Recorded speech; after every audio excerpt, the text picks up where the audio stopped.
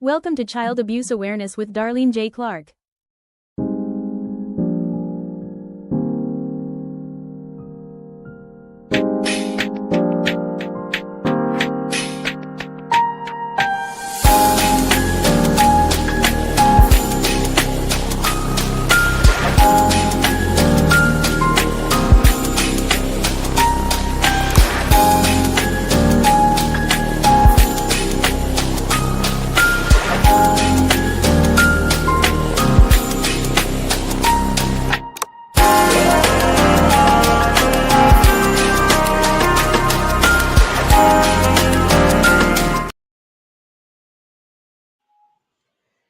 Hello, everyone.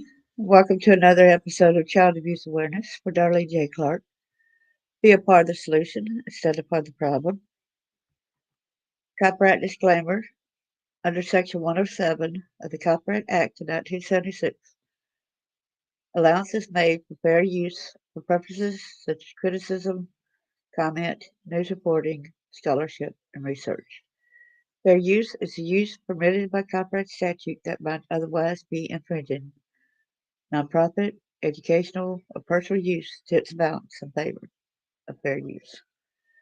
I have to state this, that all defendants are presumed innocent until proven guilty. I hate stating that when I go over cases like this, but I have to do it. In Matthew 18, verse 6, but whoso shall fear one of these little ones which believe in me, it were better for him that a millstone were hanged about his neck, and he were drowned in the depths of the sea. Hello, everyone that's in here. Please say hello, put the thumbs up, like, subscribe, and share. Let me share my screen.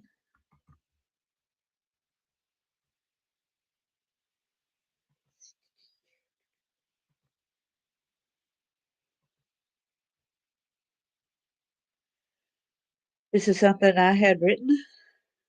Abuse affects our lives in so many ways. What do we do when we are too scared to tell? When we had trusted someone and they did not help? Sometimes someone asks, what did you do to get punished this way? Abuse is abuse. Abuse is not punishment. Abuse is torture, crippling, and debilitating.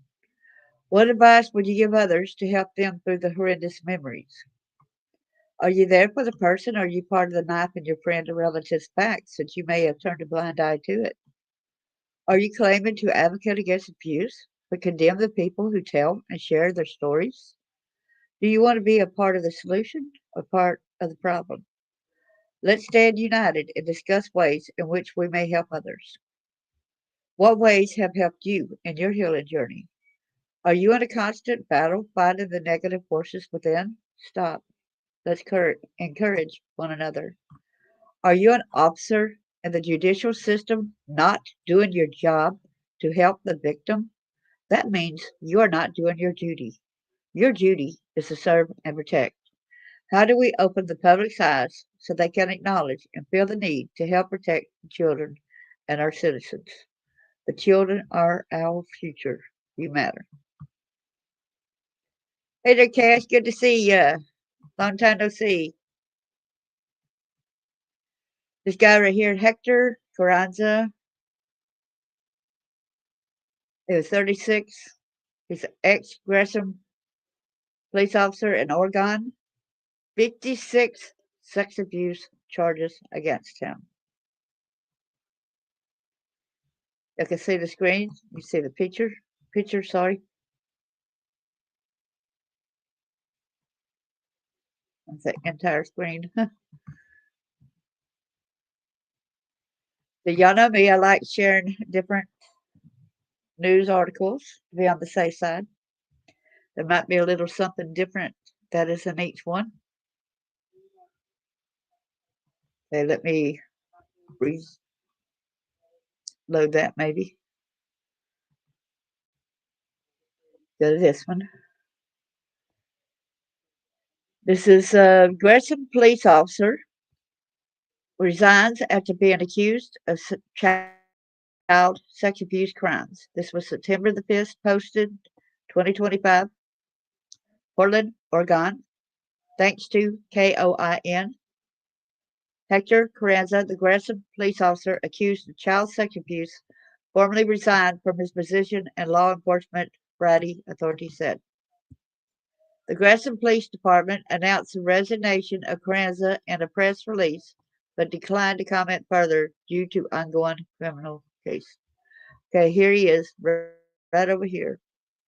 I don't know if y'all see the mouse. There he is. Hector Carranza, right, aggressive police officer, facing more than 50 charges in connection with a child sex abuse case, faced a Multnomah, I don't know if I pronounced that right, county judge on Friday, August 1st, 2025. Carranza is facing charges that include multiple rape, sex abuse, and child sex crimes after being indicted in connection with alleged sexual abuse of a then 16-year-old girl. The accusations span from 2014, the same year Carranza initially joined the Gresham Police Department, to 2017. Carranza is facing 56 charges in total, including 12 counts of third-degree sodomy, 24 counts of second-degree sex abuse, 5 counts of using a child in display of sexually explicit conduct, 5 counts of encouraging child sexual abuse, 5 counts of luring a minor, and 1 count of attempting to use a child in display of sexually explicit conduct. So let me get past this one. This was all the way back to July the 31st, 2025. The other one was an updated version, but this is thanks to OregonLive.com. Gresham police officer charged with raping, abusing girl for years. A Gresham police officer was arrested Thursday after being indicted on 56 charges, including rape and sexual abuse of an underage girl. Hector Carranza, 36, is being held without bail at the Clackamas County Jail. He was hired by the Gresham Police Department in 2014. The allegations are not related to on-duty conduct and are not tied to anyone Carranza met through a criminal investigation, Multnomah County prosecutor said. A spokesperson for the district attorney's office declined to provide additional information. The indictment reveals few details about the accusations, but alleges Carranza engaged in sexual acts with a girl between 2014 and 2017. The alleged sexual abuse began when the girl was under 16, according to the indictment. The charges, all felonies, include multiple counts of rape, sodomy, sexual abuse, luring a minor, using a child in display of sexually explicit conduct, and encouraging child sexual abuse. Gresham police said they received a complaint against Carranza in November.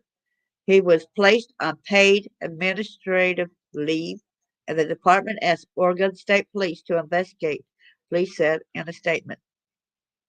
And there is an Oregon Live. Reach him. This is Zayam Sheikh. You can reach him at 503-221-4323.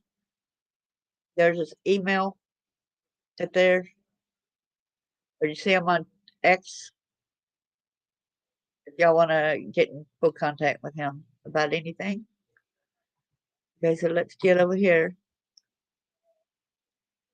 Gresham cop pleads not guilty after being indicted on rape, child sex abuse charges. And this was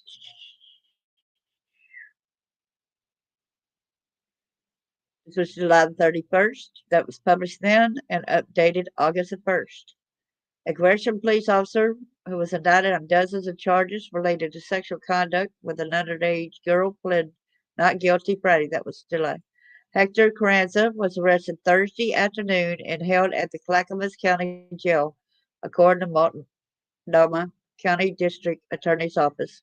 During his first court appearance, Carranza said nothing to the judge and stared vacantly ahead.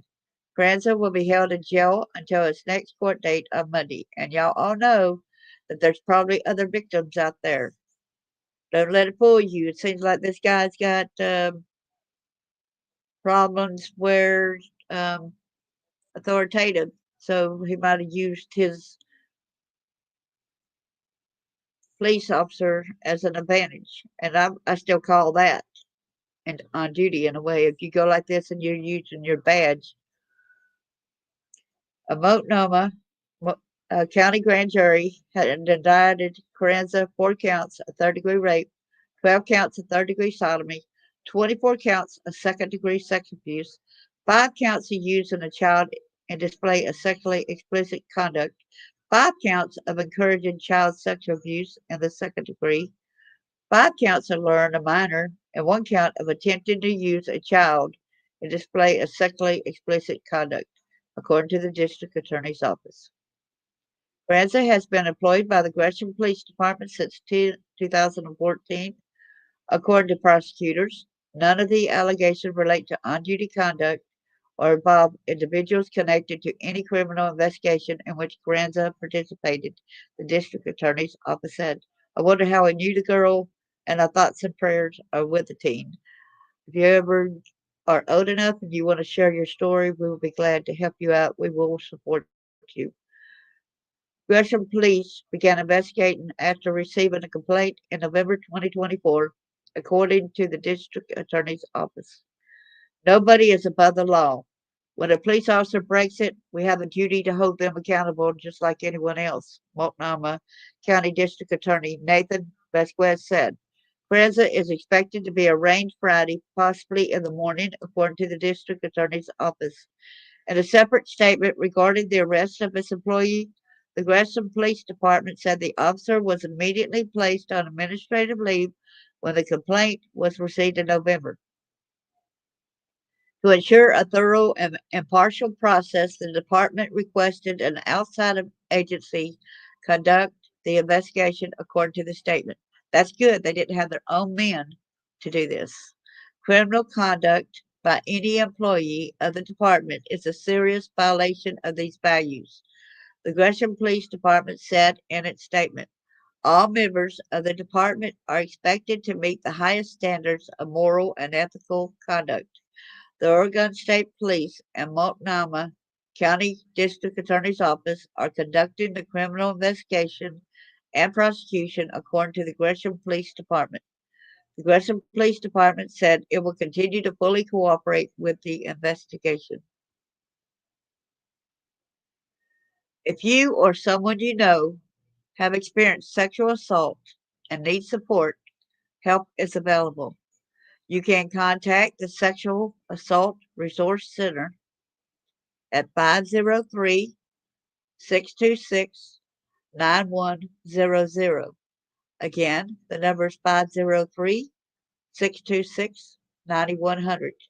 They're located at 4900 Southwest Griffith Drive, Suite 135, Beaverton, Oregon 97005. And online, you can call RAIN, the Rape, Abuse, Incest National Network. National Sexual Assault Hotline can be reached at 800 656 HOPE.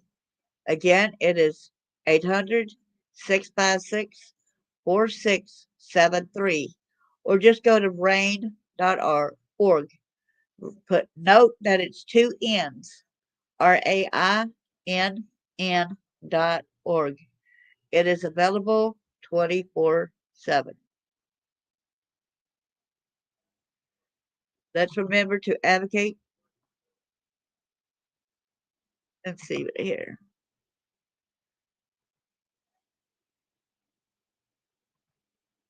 Oh yeah, let's see.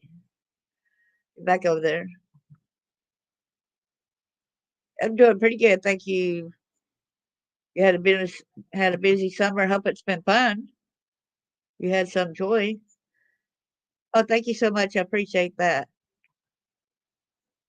Because it is 2025 and still so much stuff. You got that right. I did a story the other day, and it was a assistant coach, and it really was horrible, right? And the mayor, Centerville, Alabama mayor, went up and was his witness, said, "I known him since he was a kid. Um, please, let's just give him probation." And he was it said he was having sex with a student, but the student was a student. You're not supposed to mess with a kid there. You're liable. You're responsible. That's a kid, okay? You don't mess with the kids at school. You know what I'm saying? And they said sexual. They did not put it as rape or nothing like that. So he got a slap on the wrist. All he got was 2 years. And his mom had even said, "Yo, we're not trying to say that what he did was wrong, not wrong, but it would be worse for him to go ahead and go to jail too." It's like, what kind of insanity is that when you're right there and neither of them are speaking for the victim, right? Hey, Chris, good to see you.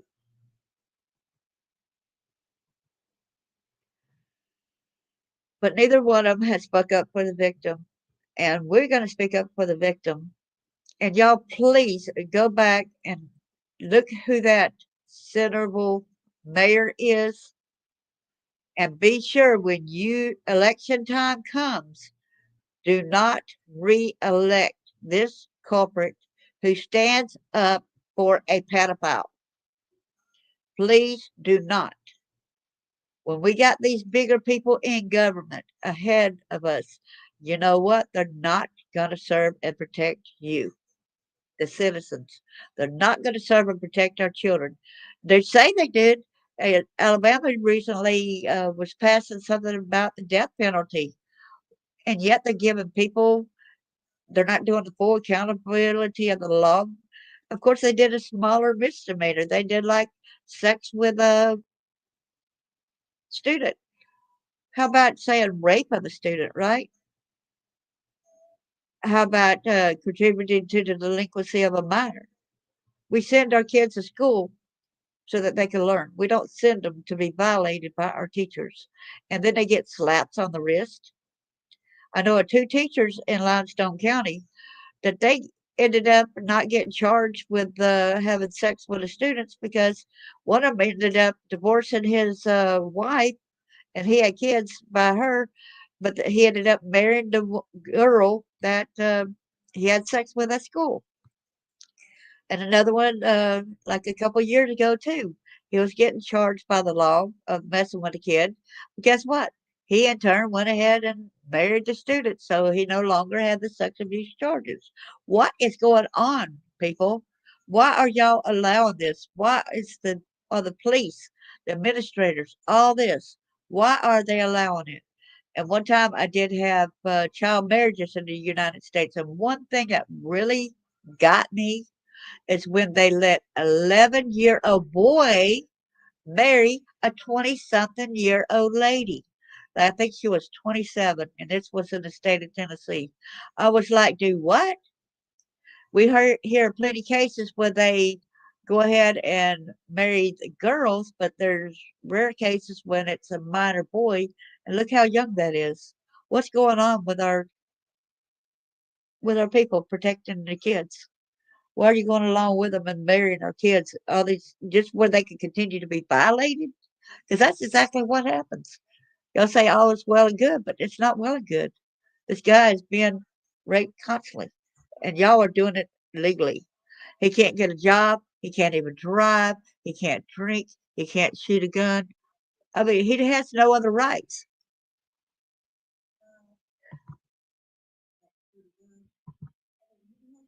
Let's see, teachers that are in a position of power. Stories Mrs. tells me about her students are heartbreaking in all aspects of child abuse. Yeah. Tell her my thoughts and prayers go with her, and I appreciate her being a good teacher. Imagine a world without wars, and those wasted resources could be used to radically improve social services and law enforcement. And that's what's so bad about it. Like, as many times as I had Charles Rogers in here, and we know of some high up people in the government that's, they're in with the terrorists. They're in with the sex trafficking. They're affiliated with Epstein. The people that Charles Rogers had mentioned. And y'all want an Epstein list? Excuse me. Charles Rogers comes in here and he gives you facts about a lot of the people that were along with him, where they actually trafficked kids and they actually murdered children and they terrorist attacks, bombings, and all that kind of stuff. I mean, come on. Get real. Y'all want the Epstein list? Go listen to Charles Rogers. He gives you a lot of the facts about people that started Home Depot. There's four different owners there. There's that Judge McLaughlin. There was that governor in Zell Miller, but he's deceased now, and his wife. There's a whole long list of people, including Eric Rudolph, that was his bomber and stuff.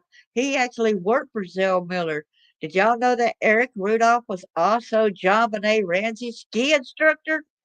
Put two and two together, everybody. Put two and two together. And they knew all this. And John Ramsey, his daddy even, y'all heard of Norfolk Island, right? Y'all have heard of that. And that was really bad when they were sending kids over there and violating kids. John Ramsey's daddy built the landing strip and went frequented over there. So John Ramsey was born into that. You know what I'm saying? Prince Andrew, the whole list goes on and on. I'm so tired of everybody getting mad and Epstein list is not being uncovered.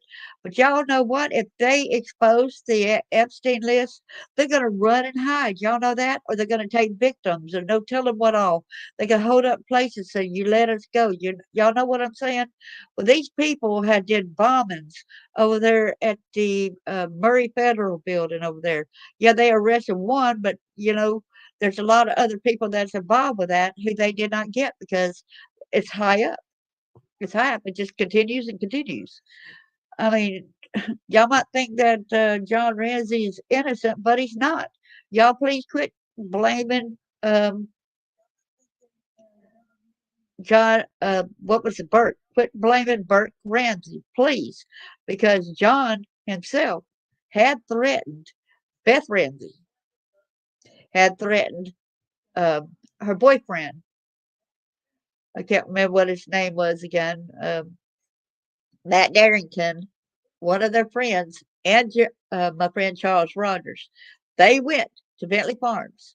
There were two boys in a shed, but Charles had told Beth not to tell John Andrew about them going to try to rescue these boys from the shed, okay? But regrettably, she did. So when they went to rescue, they let the boys out, untied the boys, and the boys were untied. And they were afraid that they said, "Oh, we can stay if it's sex abuse." They said, "No, they are going to use you as a sacrifice. They're going to sacrifice you." Um, so they started running, and the two boys were shot. They had snipers, and they fell and hurt. Yeah, we're going to have them in here soon. I told them to let me know. So I told him I think that he needs to do a show on the different programs which he helped start coalitions and the different about rescuing kids and stuff. But anyway, as he had said that they ran and he told them don't run this way, don't run this way, but they just kept running that way and both of them just dropped to they got shot. But who was there? Mike McLaughlin, the magistrate of Cobb County. He's one of them. And also John Ramsey. Well, John Ramsey went over there to where Beth Ramsey, Matt Darrington, Charles Rogers, and Beth Ramsey's friends was. And put in mind earlier, John Ramsey was gloating about killing Jill Robertson. That's Oakland child murders. To his buddies over there at Layton, I think it's Layton Graphics. And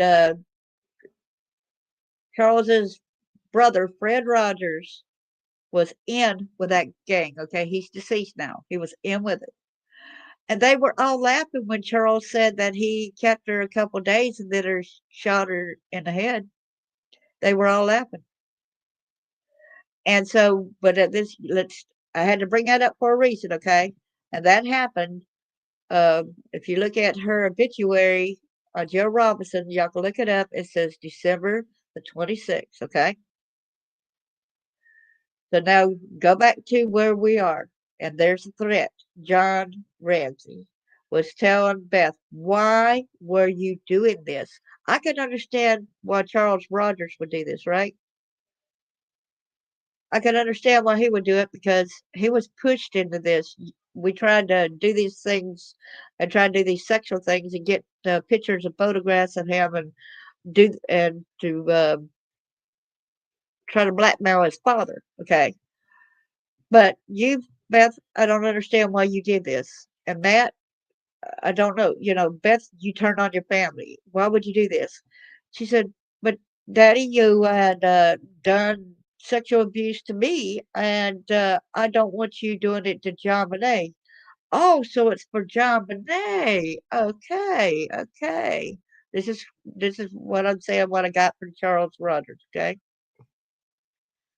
and y'all can go back to all the earlier things about it. And it's sickening because he said, okay, and he said, well, Charles, it's going to be a while, and we'll let you live a little bit longer.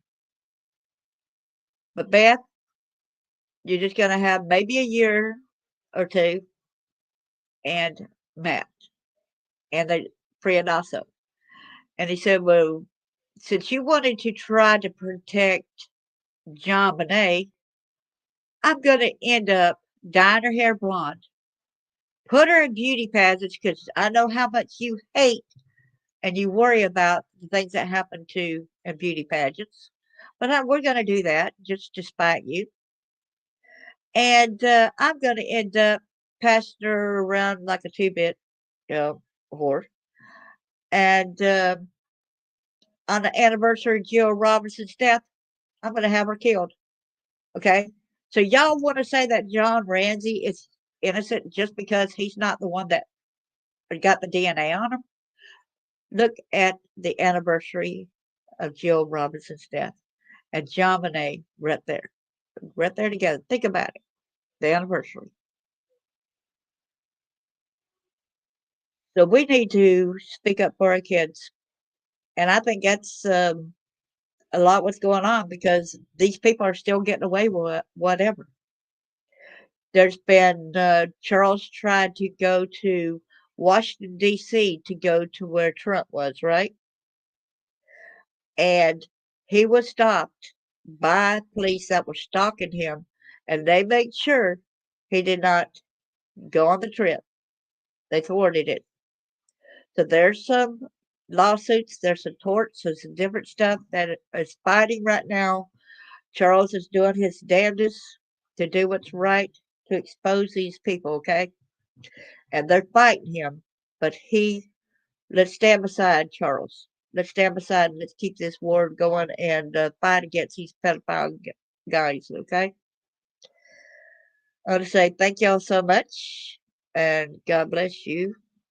What you say? It's like that Charles does not avoid skeptical or difficult questions and answers. Yes, he does. He does it in a respectful manner.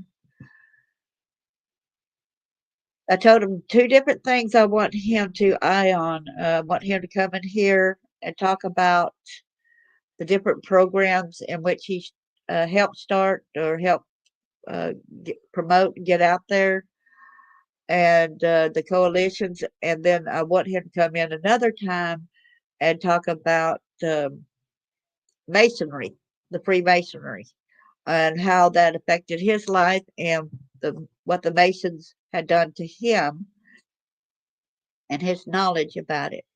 Okay, I think those topics will be very interesting for y'all, don't y'all? Do y'all agree with that? And y'all pray for him because he is fighting hard for us and he's fighting hard to expose all this. Yeah, just be careful because, they're not all that spiritual as they claim they are. They're hiding behind a mask.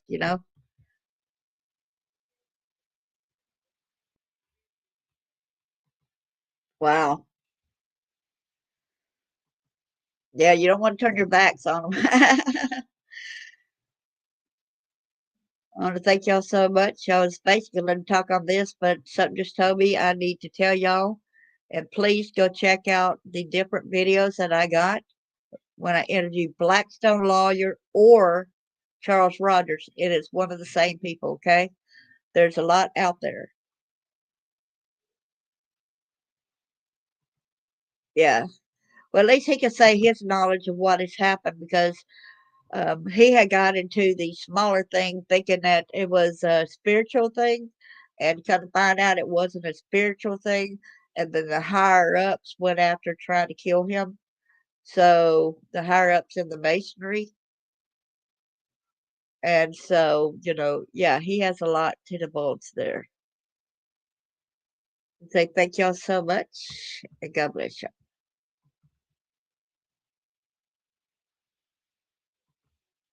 Oh, yeah, that's true. But still, just because some people may appear to be good doesn't mean behind the curtain that they're not. You know what I mean? A serial killer can be the kindest person around you, but that does not mean that they're kind, really kind, because the people that kill 'em, you know? So y'all be careful. I'll say God bless you. Appreciate all y'all. Thank you.